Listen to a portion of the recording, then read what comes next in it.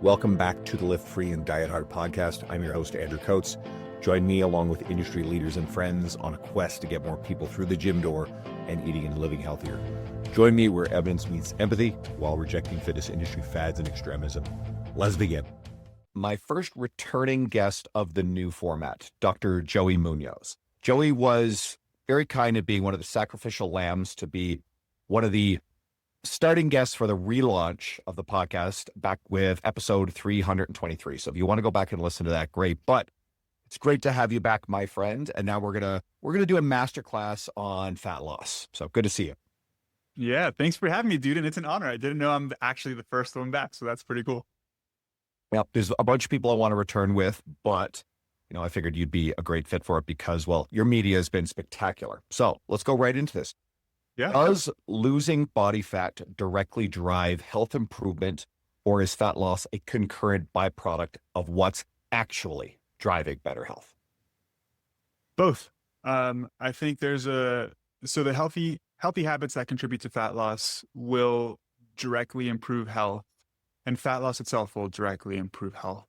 I think, Andrew, it's important to think about things as a hierarchy of importance. This is something that I tend to talk to clients a lot about, specifically if you work with clients who aren't super proficient when it comes to nutrition and exercise. They think about all these things they need to do. And it's like, yeah, all of them can have an impact, but let's focus on the ones that have the biggest impact, right? I'm saying that as context because I think it's very similar here. Losing body fat itself, if somebody has excess body fat, will directly positively impact health independent of how they lose that body fat. I think some people might think that's a controversial statement, but we have really good data to show that weight loss itself positively impacts health, even if you lose weight with relatively unhealthy behaviors. Now, the goal would be to have the best of both worlds, right? Lose weight in a way that's healthy. We can go into like the specific nuance of the mechanisms behind why losing adipose tissue itself contributes to improvements in health, if you'd like. Please. Yeah, because what I was going to say is, listen, like from a nutritional perspective, let's say somebody has high LDL cholesterol, negative health outcomes associated with dietary variables. If you, for example, reduce your saturated fat intake, if you eat slightly more fiber, if you eat a little bit more protein, these markers will improve favorably, independent of fat loss. But if we look at the hierarchy of importance, if you lose body fat, they will improve way more, right? So these variables have very small impacts compared to just overall fat loss. And that's because fat itself is a metabolically active tissue, right? So under normal healthy conditions, fat is secreting stuff into our bloodstream, right? We have things like adiponectin, which people may have heard of before. Adiponectin has general anti-inflammatory properties. So overall, we see adiponectin as like a good thing.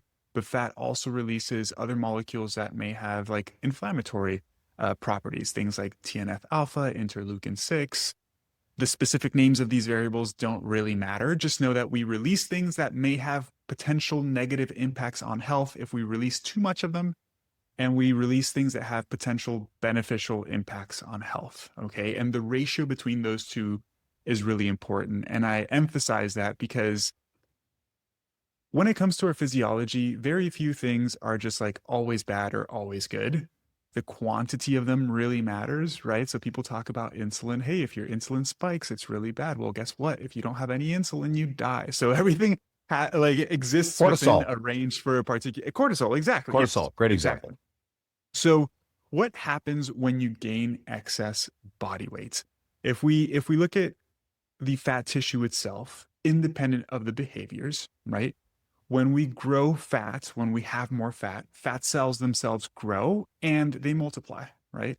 So we'll have more fat cells themselves. And what happens when they grow at an exponential rate is that our capillaries, or the blood supply to the fat tissue, can't infiltrate the fat tissue as effectively as when we have less fat, right? So we have little capillaries that pretty much infiltrate all of the different tissues in our body to supply them with oxygen and different nutrients, okay? And so when fat cells grow, when the fat tissue grows, there's less oxygen supply to the fat tissue. So the fat tissue is more hypoxic. Hypoxic means low oxygen availability. And low oxygen availability itself triggers a change in the secretory profile of the fat tissue, meaning it secretes different things. So earlier when I was saying it secretes things that are potentially good and have some anti-inflammatory properties, and it secretes things that are bad and have some potential pro-inflammatory properties. Essentially, when we have excess adipose tissue, we are going to be secreting more of the inflammatory stuff, less of the anti-inflammatory stuff, which leads to a state of chronic low-grade inflammation. Everybody talks about inflammation. Inflammation itself is not good or bad. For example, if we have a wound, we need inflammation to recover from that. What's bad is when you have a slightly elevated inflammatory state for a prolonged period of time.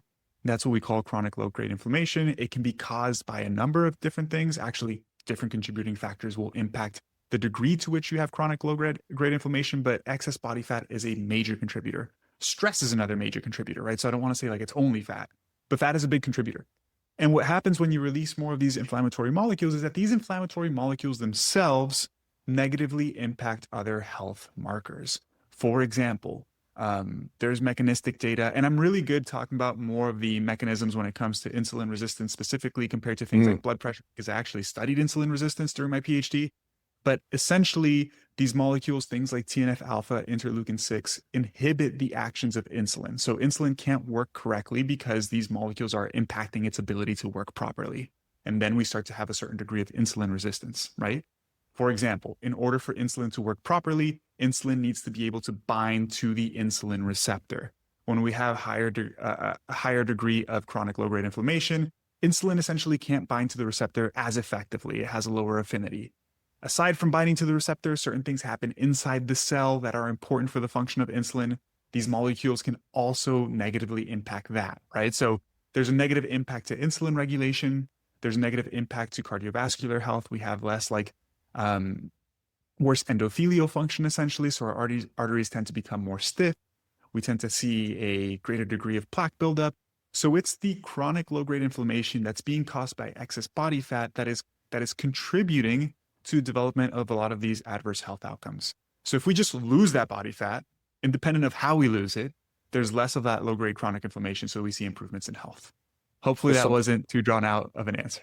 No, that's fantastic. And there's something really important embedded in here as well, is we get the people who wave around the words like inflammation, cortisol, and insulin and vilify them all as causal things. We hear people talk about that inflammation is the boogeyman. It's the bad thing causing all these other problems. When, as I understand them, I think you explained pretty in a roundabout's way, they're all byproducts of the real problems, stress, excess adipose tissue.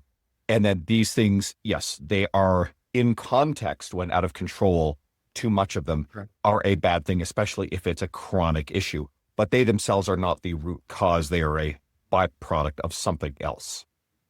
Exactly. Yeah.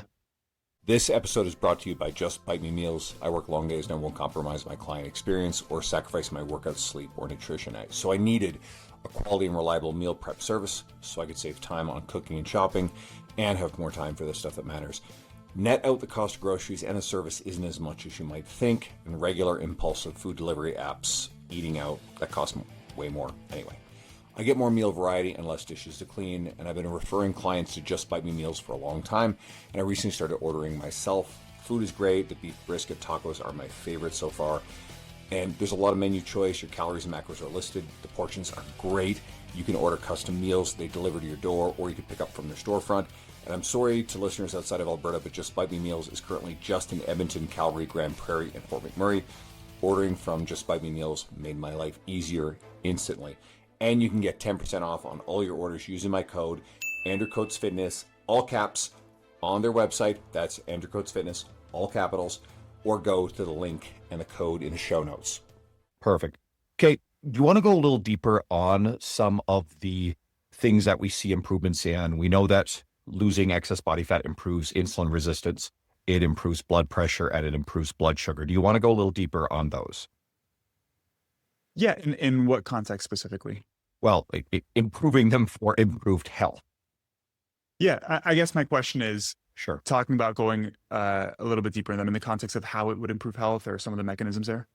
Sure. And I think we can also, if there's anything more to add about how to go, like the behaviors that will actually improve blood pressure, improve blood sugar, insulin resistance. If there's any more detail in terms of, the process of losing body fat for those things over and above just the simple act of however you lose the body fat.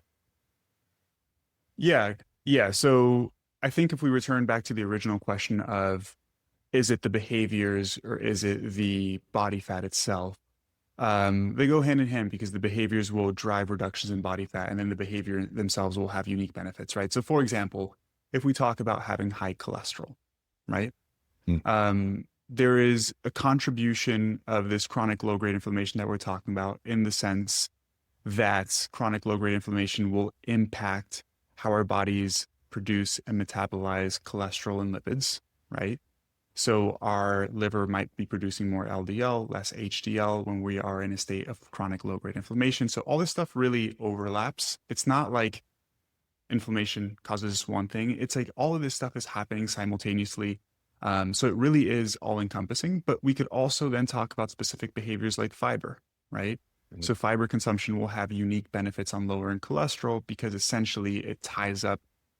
I always pause because all of these variables require some baseline knowledge, but essentially we use cholesterol in our bodies to produce what's called bile, and we use bile to in the process of digesting and metabolizing fatty acids, fat from our diet, right?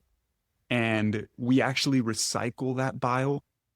So when we consume fiber, we actually excrete more of the bile through our feces. So when we eat more fiber, we're getting rid of more cholesterol. So our bodies have to reproduce it rather than recycle it. So these behaviors have unique impacts on health implications as well. As we mentioned, the reduction in body fat is probably going to have the biggest impact. I know we're going to talk about muscle mass as well. Mm. Just how I'm talking about the fact that body fat will improve these health outcomes, so will increasing muscle mass because like there are these things called myokines, which are similar to cytokines, but they're released specifically from muscle, and these have positive impacts on health overall. But I think some of the big heavy hitters, Andrew, we hit them on the head. It's improvements in blood sugar regulation, which is important, right? Reductions in liver fat, which I know we're going to talk about a little bit further on as well. Reductions in blood pressure, improvements in endothelial function. And the improvements in blood pressure happen due to a number of different things. But the big one is that not just as we age, but as we are in worse health overall, our arteries and our blood vessels become stiffer. So they're actually pretty elastic, right? And when they're more elastic, essentially more blood can flow and there's lower blood pressure. And when they're stiffer, there's higher blood pressure. So there's improvements in the elasticity of our blood vessels. There's a reduction in blood pressure there overall. There's a reduction in blood lipids. I think those are the big three ones that most people focus on anyways. Then you could talk about like optimizing hormonal health and stuff like that. Like being obese and having excess body fat definitely negatively impacts things like testosterone and estrogen balance and all of those things, cortisol levels, but they kind of all go hand in hand. Like reductions in body fat will have a positive impact on health globally, which includes all of these different mechanisms. All right. This is the one that might get contentious in the minds of some people. Can someone truly be healthy at a higher body fat percentage long term? Or are the examples of people who seem to be, are those outliers and almost like survivorship bias? I think it depends on how we define healthy, man. It really does. Right? Because I think as a general consensus, most people would define healthy as, are your blood markers in a healthy range? Do you feel pretty good? Do you have decent energy levels? Are you not in chronic pain? It's funny because when we talk about healthy, most people talk about the blood biomarkers and they don't really consider like how they feel. And I think that's just an equally as important part of health. By that standard of definition, can you have a higher body fat and be healthy? If that's how we define fat, yes, you definitely can. That said, could you be otherwise healthier by reducing body fat? Yes. Like body fat itself is an independent risk factor for worse health, right? So if you take somebody who is obese or has excess body fat, or a high body fat percentage, and they are relatively healthy based off the standard markers. If they now reduce body fat and have a normal amount of body fat, they will most likely see improvements in those health markers, right? So it's a tricky question, man. It's a tricky question because you can also argue, Andrew, that like body fat is important, but lifestyle is also really important, right? And I'm really happy that when we talk about this question, it's body fat percentage, not body weight, because we know so many people. I know we're going to be talking a little bit about skinny fat, but there's a lot of people who are, it's in the scientific literature, it's called normal weight obese, which essentially means skinny fat. It's like you don't weigh a lot, but you have a very high body fat percentage. And I think there are some data comparing individuals who are higher in BMI and potentially have a slightly higher body fat percentage, but they're really active. They have a high level of muscle mass. They have a healthy diet. They exercise regularly. Compare them to somebody who is normal weight, but is not really healthy from a lifestyle perspective, don't have high muscle mass. And the health implications are not favorable for the person who's just normal weight, right? So it's a complex topic, man. In general, could you be overweight and be considered healthy based off markers? Yeah, definitely. Will that person be healthier if they reduce body fat? Yes, for sure. And I think it's hard, Andrew, to compare a group of people to another group of people because there are so many additional variables, confounding factors, and genetics play a huge role as well. That's why I like comparing a person to that same person. It's like, hey, if you take that person, they reduce body fat, they'll be healthier. And I think it would be a very dangerous narrative. I'm getting feedback here.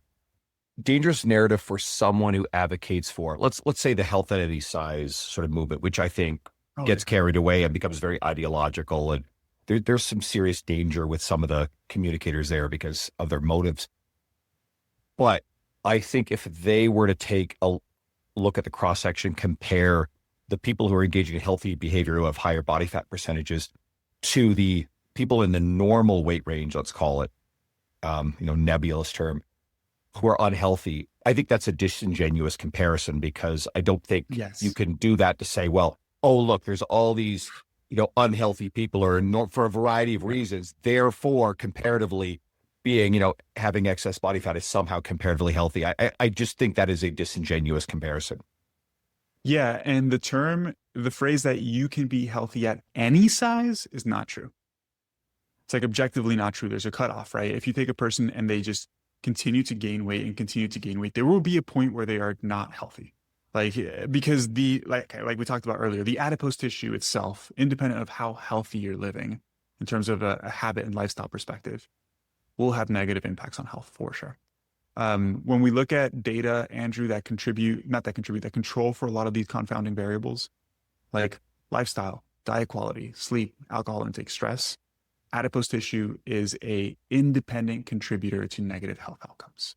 So that means like independent of all the other stuff, more fat versus less fat to a certain degree as well. We're not talking about being like single digit body fat here, right? Mm-hmm.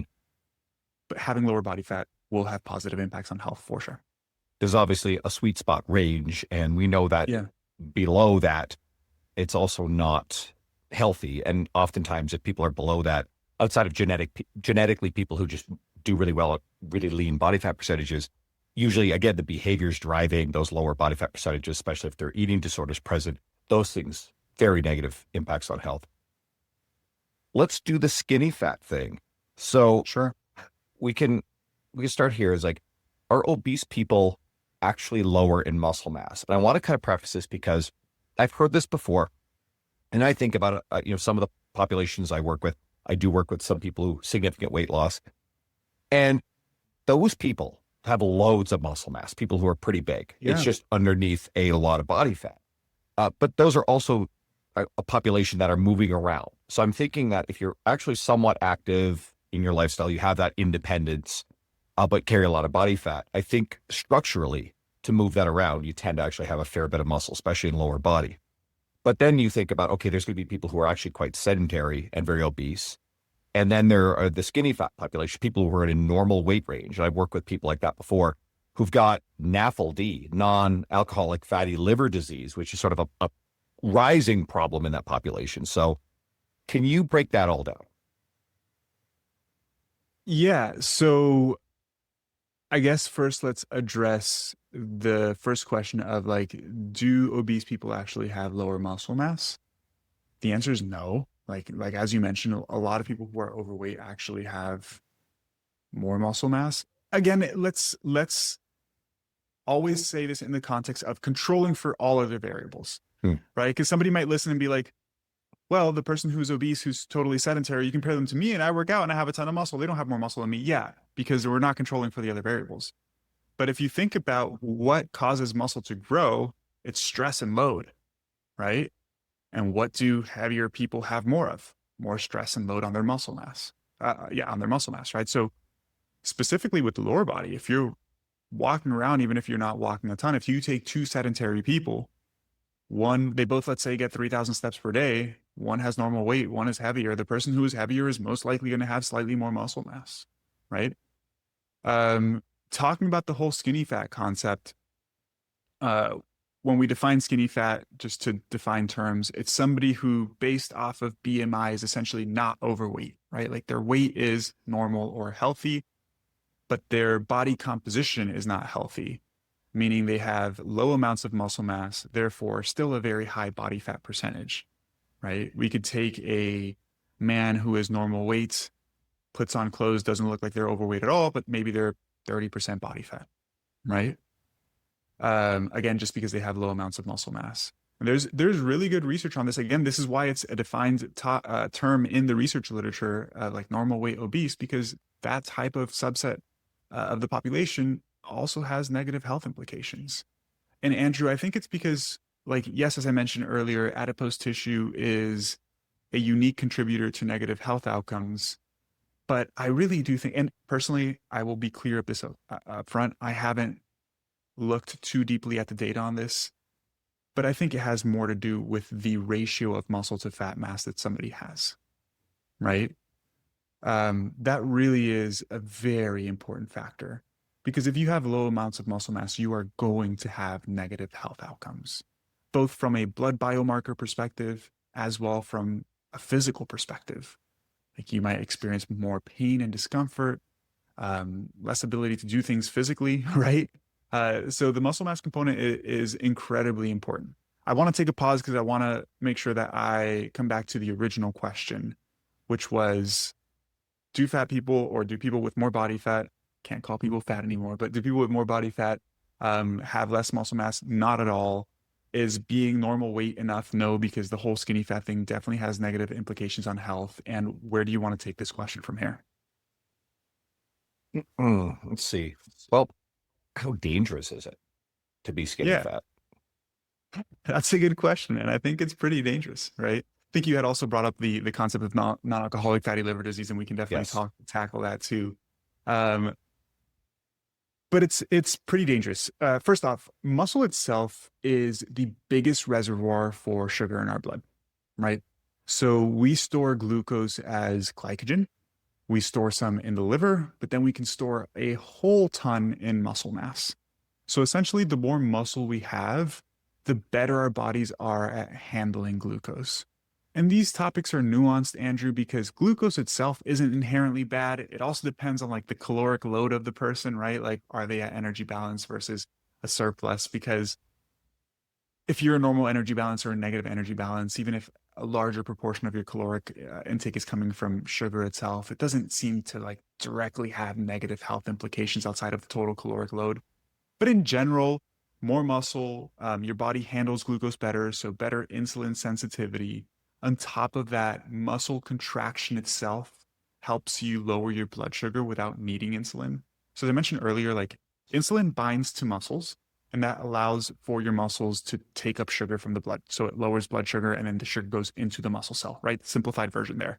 So in general, that's what we call an insulin-dependent mechanism. We need insulin to take sugar from our blood into our muscle, but we can also do it in a insulin-independent mechanism. So muscle contraction stimulates the movement of a protein. It's called a glucose transporter. So there are these small little proteins called glucose transporters. The glucose transporter 4, there's a bunch of them, lives inside the muscle cell. essentially when insulin binds to the muscle cell, it signals for that glucose transporter to move to the outside of the muscle cell. So now glucose can come inside of it. So as the name implies, glucose transporter, it's necessary to transport glucose inside the cell. But when muscle contracts, it also stimulates the glucose transporter to come to the outer portion of the cell, essentially, to allow glucose to come into the cell. So it lowers your body's need to like secrete a bunch of insulin. We could also then go into like other things that we haven't talked about, like reductions in risk of cancer and Alzheimer's and things like arthritis, right? Like all of this is associated with muscle mass. And where my knowledge gaps exist a little bit, Andrew, is like how much of that is driven through muscle mass itself versus the behaviors, right?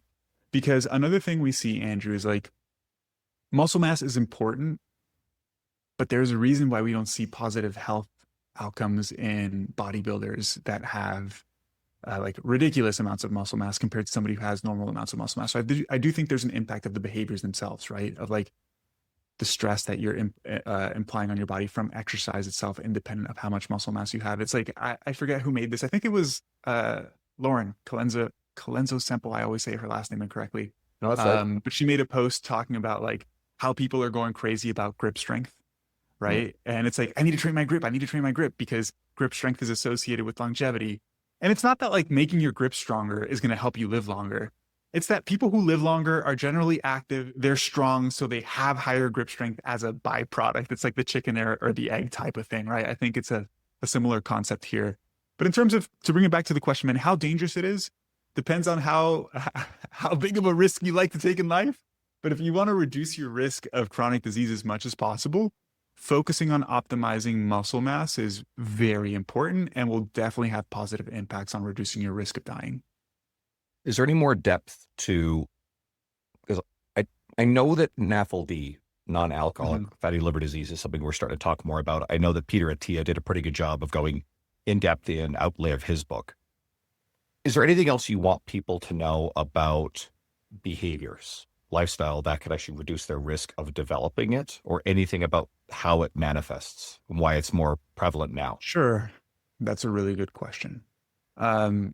So essentially, NAFLD, non-alcoholic fatty liver disease, simply referring to an increase in fat in the liver itself, right? And it's primarily driven through a lot of the things that we've been talking about, man.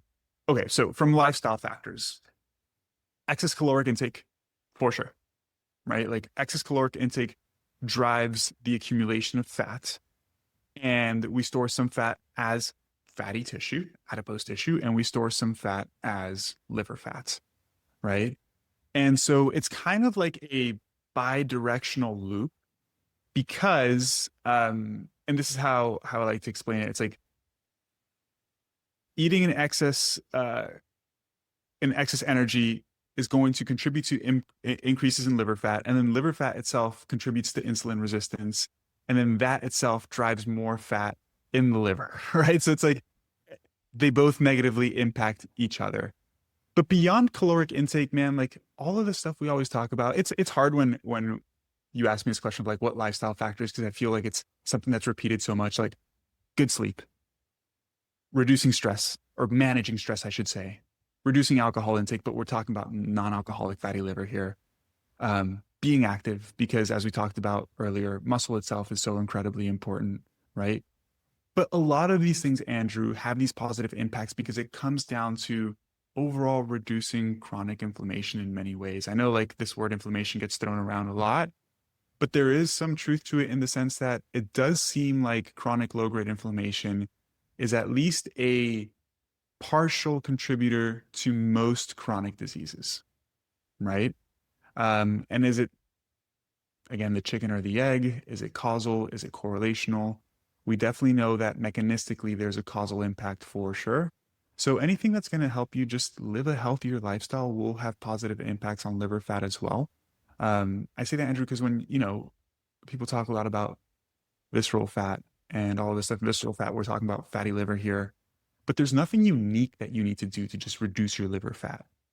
Beyond living a healthier lifestyle, I think from a nutritional perspective, the most important thing is really going to be fiber more than anything else. If we try to pinpoint one thing, like I don't know the percentage, but it's a very large percentage of Americans specifically that don't meet basic fiber recommendations. So those would be the big ones, man. Appropriate sleep, regular exercise. I'm biased. I definitely think that resistance training has so many unique benefits that cardiovascular exercise doesn't offer. Again, it's not one or the other. You should do both. But if you're limited on time, I would definitely encourage more resistance training for the strength and muscle side of things. Managing stress well, making sure you're not skinny fat, have good body composition, making sure you have an overall healthy diet. When we talk about the stress component, Andrew, we could go in a completely different tangent here and talk about aspects of health that are so important besides just what you do physically and what you eat, like having a healthy social circle and like relationships and all of those things are incredibly important as well. I don't know much of the science there beyond. I know that it's important. Well, I'm actually going to do as long as everything works out, Dr. Ben Rein, R-E-I-N, he released a book and I want to make sure I got the title right. It's out now. It's called, I'm pretty sure it's Why Brains Need Friends. And so that gets into the neuroscience of social connection, loneliness, isolation, these sort of things, and the negative health impacts. So I'm going to do a very deep dive in the very near future for everybody listening. So that one we're going to cover. I would love a little bit more of your thoughts on the relationship between, let's say, poor nutrition and Alzheimer's disease risk. I'm comfortable, I think at this point, with everybody. We know that excess body fat and the behaviors that tend to lead to that, inactivity and overconsumption of calories, increase risk of cardiovascular disease. It increases risks of some type of cancers. And very obviously, there's a very direct relationship with type 2 diabetes. But we're hearing more about Alzheimer's disease, neurodegenerative diseases, and some people are referring to it as type 3 diabetes. So, got anything to offer there? Dude, to be completely honest, this specific to brain health, this is definitely completely outside of my scope in the sense that I do not know much, but I will say this. It is very unlikely driven by any specific nutritional variables. Okay. And I know people like to talk about this a lot, but the whole type 3 diabetes is because of sugar dysregulation, essentially. But even when we talk about type 1 and type 2 diabetes, and the thing is, people like to make this very direct link of, if you're diabetic, you have high blood sugar because you have insulin resistance, so you shouldn't eat sugar. And it's it just doesn't work that way, man. It doesn't work that way because the stuff is complicated and there's so much overlap, right? And it depends on the context. So it's hard to say that any particular nutritional variable contributes to Alzheimer's, for example, or even diabetes, man, because it's people want to talk about simple carbohydrates. And it's yeah, but if we don't talk about the context of energy balance, it just does not matter. It just does not matter, right? And then people talk about low carb intake so that you can regulate your blood sugar. And ironically, high fat intake actually negatively impacts insulin signaling, right? So beyond that, I really don't feel super comfortable talking on this topic because I just don't know the etiology of brain-related diseases as I do with some of the more common diseases like diabetes and stuff like that. But I can strongly say that it's definitely not driven by any singular particular nutrition-related variable. And that answers almost the best thing I can have listeners hear, because we don't always hear people, let's call them experts, people with high degrees of education, a PhD in a specific topic, often say exactly what you did. I've had recent guests on. Holly Baxter does a wonderful job at any time that she does not feel like she knows the evidence on something. She'll sort of say the exact same disclaimer. And we should be looking for that more with our authorities. Whereas there are to me, usually a big red flag is someone with a PhD or a high degree of education who has turned themselves into a science communicator in a broad sense. They become a science communicating talking head. They're out on the podcast circuit or themselves have podcasts, and they speak very confidently about a wide variety of topics that their education, didn't cover. Now, it's very possible that some of them may have actually acquired significant expertise. I'll give you a great example. My friend Brad Dieter was on the podcast not terribly long ago. Brad's PhD is actually in exercise science, but his level of education in nutrition. He owns a great nutrition company, and I am comfortable knowing his expertise in nutrition. I'll talk to him any day on that topic as well. But there are a lot of people who I know just very wildly outside their area of expertise. A little bit of a side quest there, but I think it's really important for people here. So let's go back, because I did mention, some cancers. And our friend, Dr. Joe Zundell, is great with this. I had him on a while ago. We talked about the relationship between cancer and lifestyle, but are there any things that you're comfortable saying about behavior, adiposity, nutrition, et cetera, that some types of cancers that are now higher risk for people? This episode is brought to you by Macros First. I've always struggled with nutrition tracking apps, even the slightest hassle or friction, and it breaks my habit. That changed with Macros First. When I tried it, I told my friend, the founder, Jacob, quote, this is, well, let's just call it a certain other app on steroids. It's the easiest app to use, and it has a free barcode scanner, which if you use tracking apps, you know this is a really big deal. I recommend Macros First to all my clients and friends, and even had them sponsor my 2024 conference. Here's an example feature I love: auto-calculate food portions. Let's say you've got 30 grams of protein left for the day, and you're thinking, how much chicken breast do I need to hit that? In other apps, you're left guessing serving sizes, hoping you get close to your 30-gram goal. With Macros First, just tell it the target you want to hit, and it tells you exactly how much to eat. No more macro Tetris. Other apps ask, how much do you eat? Macros First also lets you ask, how much should I eat? And while Macros First's premium version is incredible for any user, the basic version, which is nowhere near basic, is free to use. So you can go to either the Apple Store or Google Play to download. Yeah, there's definitely a direct link with, first off, adiposity and most types of cancers overall, right? But if we talk about specific nutritional links to cancer, we know that like high red meat consumption is associated with an increased risk of prostate cancer, for example, right? Adiposity and liver cancer, for example. This stuff is nuanced, man, because there's definitely a link with like red meat consumption and prostate cancer, and we're seeing incredibly like elevated rates of prostate cancer in younger adults now than we ever have. And the thing is, Andrew, that like the science as to why these things happen always takes a lot longer to discover than just discovering the fact that it's actually happening, right? So I think a lot of people postulate it may be this, it may be that. It's hard to really know. But I do know that a lot of the research that looks at links between specific foods or food groups and health outcomes, it's really hard to determine a causal factor because there's so many variables that impact this. I keep saying this over and over because it's just so true. Like even with red meat consumption, it just depends, man, on like the quality of the meat that you're consuming, the quantity, obviously. It depends on so many other variables as well. Because one thing you hear often, Andrew, is like, this increases the risk of this. But we never talk about how much. And that's really important as well. Because let's be honest, none of us are perfect, and we all do stuff in our day-to-day life that has negative health implications. That's first and foremost, right? And I say that explicitly, man, because if I ever post a video of like me eating something or drinking something, like for example, do I know that red meat is linked to some adverse health outcomes? Yeah, I eat red meat every day. Why? Because I love it. And it's a lean source of protein. I'm getting pretty lean protein, low saturated fat. I don't burn the hell out of my meat. There's so many contributing factors.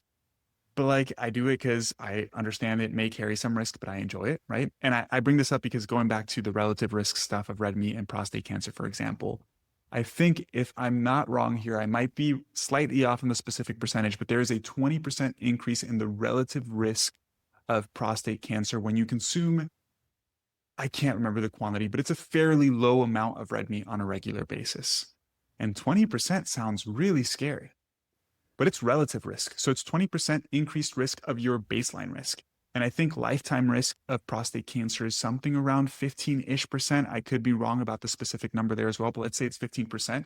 So it's a 20% increase of 15%, right?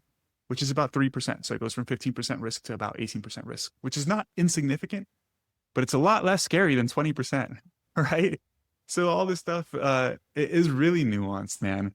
Yeah, I feel like I'm deviating there. No, that's fine. And while I'm confident that a fair bit of the research controls for other lifestyle factors, I I feel very confident in saying this.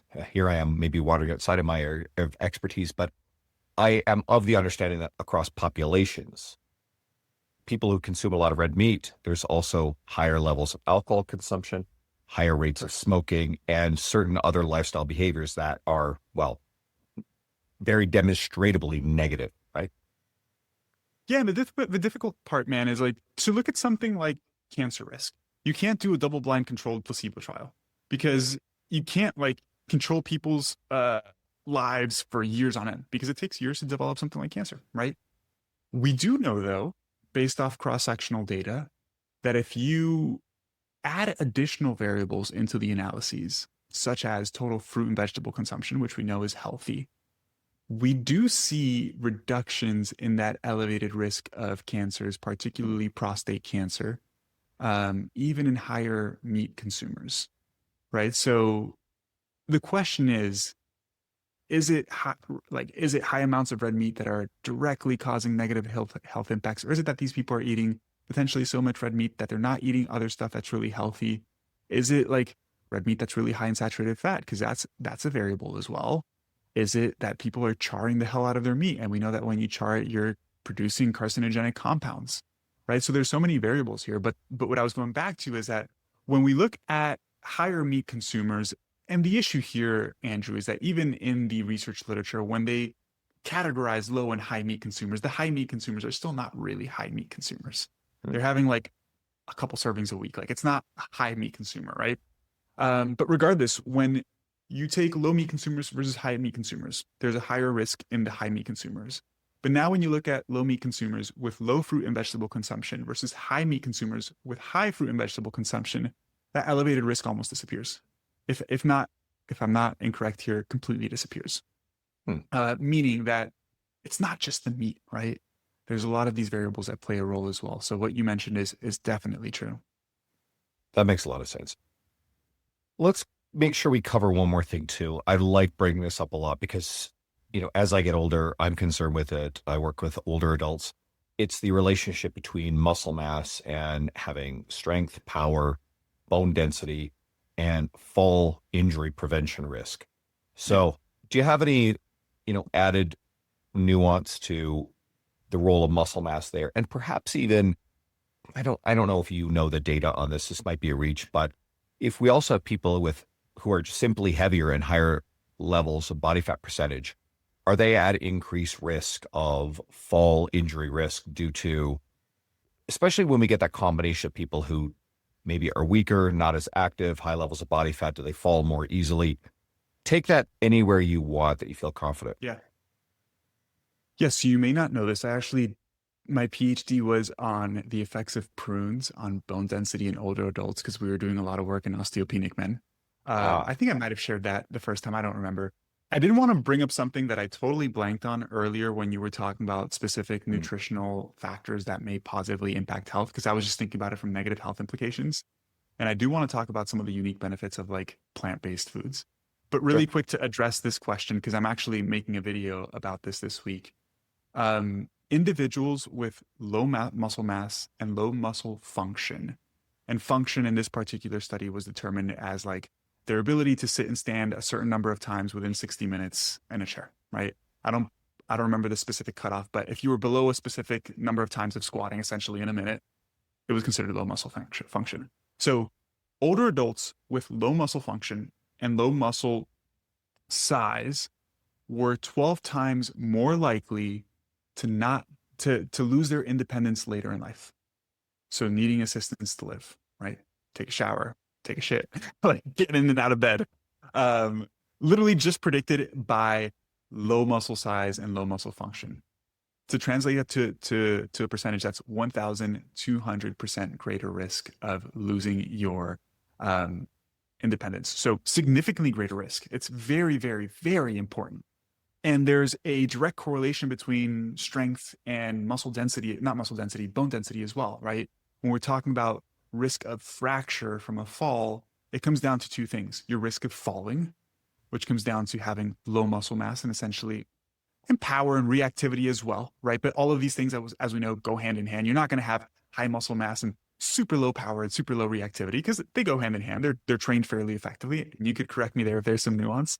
Well, But funny because the added nuance at high levels is literally Okay. the last episode with Christian Thibodeau. He actually goes really deep into, the neurological recruitment of muscle and where we see the component of strength, that is the baseline of actually muscle, and then how much of it is actually the neurological efficiency of recruiting your existing muscle. It's a fucking masterclass. If you guys are interested in this stuff, last episode, Christian Thibodeau, the guy's a god at this stuff. So that'll cover that. Okay, cool. But okay, first we talk about risk of falling. And a big part of it is strength related, right? But regardless, lower muscle mass, lower strength, lower reactivity, higher risk of falling. And now the issue is, once you fall, what's your risk of actually breaking a bone? And that comes down to bone density, right? And strength and bone density are directly correlated, simply because your bones respond to stress very similarly as muscle does, right? Like your bones get stronger if you place load on them, which is just our body's natural ability to build resilience to stress, right? So I actually have not seen data, Andrew, comparing like obese older adults versus leaner older adults. In general, we don't see very many obese old adults. Late 70s, 80s, 90s, it's not that common, right? Because of all of the other negative implications that we talked about earlier, unfortunately. Either they lose weight and live a little bit longer, or a lot of people pass away because of body weight related complications. But I think if we use a certain degree of logic here, we can extrapolate and say that if somebody is significantly overweight and falls, they likely do have a slightly lower risk of breaking a bone. They probably have slightly higher bone density because they have more stress on their bones. And then beyond that, there's a certain amount of cushion being provided by the adipose tissue where all of that stress isn't going to be placed just on the bone, right? So I guess you could say that's one positive effect. And I think that muddies up the data on this because, again, I'm not a master of this data, but I think it's kind of inconclusive, especially at moderate levels of muscle and body fat. I'm very comfortable saying stronger bones, stronger muscles, definitely significantly more resilient against a fall fracture injury, a serious one. But as to whether or not the extra adipose tissue and cushioning, logically speaking, I agree. It's something that will cushion the fall. And it could be one of those situations where you have someone who is smaller, low body fat, and let's say frail, but I think the frailty of bone and muscle is the really big contributing factor. And if they don't have much cushioning on top of it, I'm comfortable thinking that those people are at a much higher risk of falling and breaking something and all of the negative stuff that comes from that. So yeah, I think that kind of covers the nuance. I don't think anyone wants to risk it. I think maintain as much muscle, bone as possible, stay strong. And again, we talked about this with Christian in the last episode, the speed and power as you age, those decline faster than muscle, than bone strength. And if you fall, and hey, listen, I've been there, right? Anybody who's listened to the podcast for a while, like a year and a half ago, I slipped on my stairs. I love joking about carpet and socks on stairs. It's just a really bad combo. And anecdotally, I've heard that plenty of people have been found dead at the bottom of the stairs with that combo, and it might just be like a fall, the injury, death. But anyway, it scared the shit out of me. I fell, my legs came out from under me, one kind of buckled back under, and I landed, and I'm heavy. And I actually sprained my ACL in the process, and it's not 100%, but it's significantly improved. But boy, did that ever scare the shit out of me.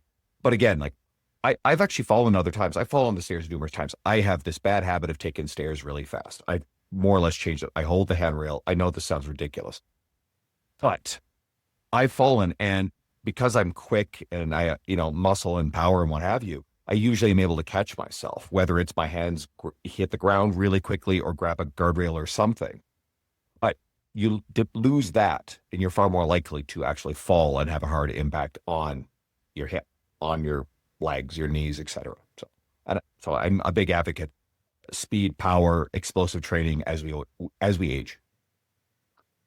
Yeah. And the other thing I was going to touch on is because you were mentioning like older adults who maybe are very low body fat, lower muscle mass versus one who has a little bit more body fat, a little more muscle mass. Again, we have to talk about like these things as a range, right? Because like excess body fat, not good, but very low, also very bad. And then older adults who tend to have very low amounts of body fat, it's because they're pretty frail and they're undernourished, right? So they're deficient in particular nutrients that are important for things like bone density.